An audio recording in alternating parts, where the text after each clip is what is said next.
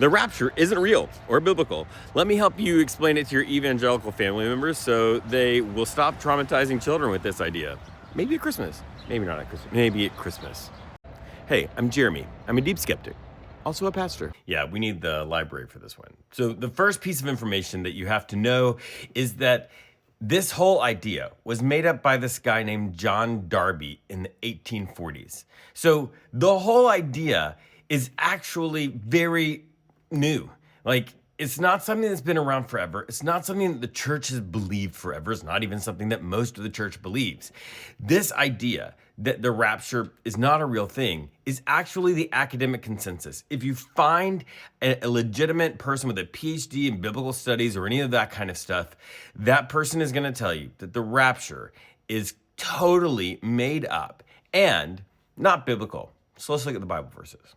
I'm realizing right now that not everybody knows what the rapture is, and this is the idea that is believed by a lot of fundamentalist and evangelical Christians that really bad stuff is going to happen in the future and that Christians will be rescued from all or part of that by being taken up into the sky by Jesus, and everybody will be left behind that is not a Christian to suffer the consequences. So first one is in 1 Thessalonians chapter 4, verse 17, and I'm going to read it from an actual Bible here.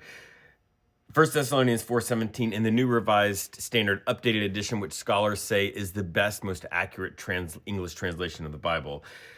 It says, "Then we who are alive, who are left, will be caught up in the clouds together with them to meet the Lord in the air, and so we will be with the Lord forever." Now, this passage is interesting because if you just are going with it to with this believing that the rapture is true, you're like, hey, look, this is about the rapture. But the bigger context of this verse, if you read it in context, and I had a professor that says a verse out of context is just a pretext for whatever you want to say.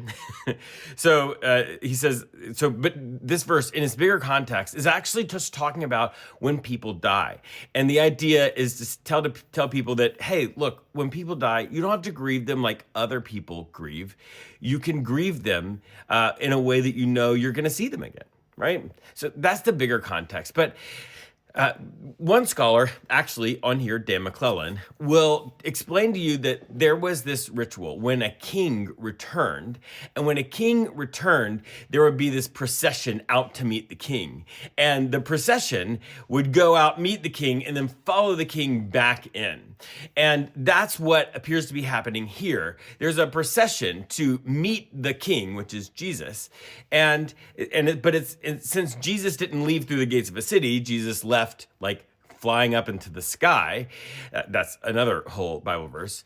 The procession goes the way that Jesus left. So it goes up to meet him and then would come back down in this metaphor. But again, it's a metaphor, and it was invented by the guy named John Darby. All right, here's the next one in Matthew chapter 24. And this one, you don't even have to have any sort of scholarly training or watch any Dan McClellan video. You can just read it and clearly understand. It's not talking about this idea of the rapture.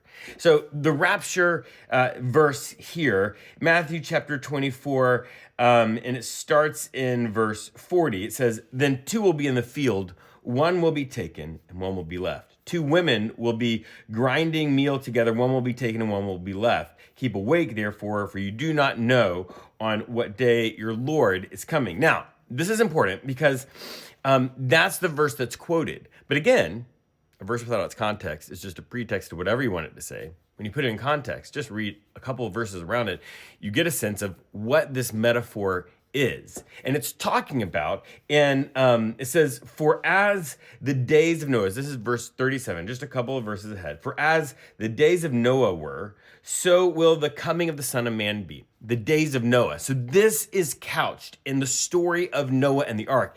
If you remember the story of Noah and the ark, the earth is really bad. There's a lot of people doing a lot of really bad things, and God gets really mad and sweeps all of the bad people away, leaving just the only righteous person, Noah and his family. That's all problematic, and I know there's not enough biodiversity, blah, blah, blah. That's not what this video is about. This is the concept is that there are bad people. God gets angry and sweeps those bad people away. The people that are left are the good people. So the idea here in the rapture is that all of the Christians will be taken away. But this metaphor, the metaphor of Noah, is that the bad people will be taken away. So when you read that verse in context, that one will be taken, one will be left, the one that's taken should be the bad one, not the good one, not the Christian. So this is part of a larger interpreting scheme called dispensationalism, which is very problematic on all kinds of different levels. And part of that interpretive scheme, part of what it says is that sometime in the future, there will be tribulation where all kinds of really bad stuff will be happening. And the rapture happens to rescue people, to save people either from all or part of it or whatever. And that you will be saved if you are a Christian. And they get this from Revelation chapter 3:10. Because you have kept my word of endurance, I will keep you from the hour of trial that is coming on the whole world to test the inhabitants of the earth. Okay, Revelation is something called apocalyptic literature. Apocalyptic literature is all about using symbols to talk about reality, to help you understand what's going on right now. And the people who were around and were hearing this for the first time, they were being persecuted, and they were wishing that the people who were persecuting them would be punished. And Revelation says just that the people who are persecuting you will be punished, but you won't be punished. And this is not about some time in the distant future, thousands of years ago. It was right then. It was sort of, Dan McClellan calls it fantasy fiction, that they wanted the same thing that was being done to them to be done to the people who were hurting them. And so just this like revenge fantasy happens in the book of Revelation. It's not talking about something like the rapture. And that verse particularly doesn't sound like it has anything to do with the rapture, even if you do believe the rapture. But the bigger thing that I really want evangelical family members to know is that this idea of the rapture that was invented by a guy in the 1840s that has no biblical basis traumatizes children. It makes so many people, when they are young, scared that they're going to get left behind, have nightmares, wake up and show up at their house in the middle of the day when their parents are late getting home, and they are afraid that they are going to go to hell or whatever it is. And that's wrong. If you have a belief that traumatizes children, just let go of that belief. And if you want to believe it, fine. Just don't tell us. Don't tell my kids. Don't talk about the rapture in your text messages. Don't do it, because I don't believe it.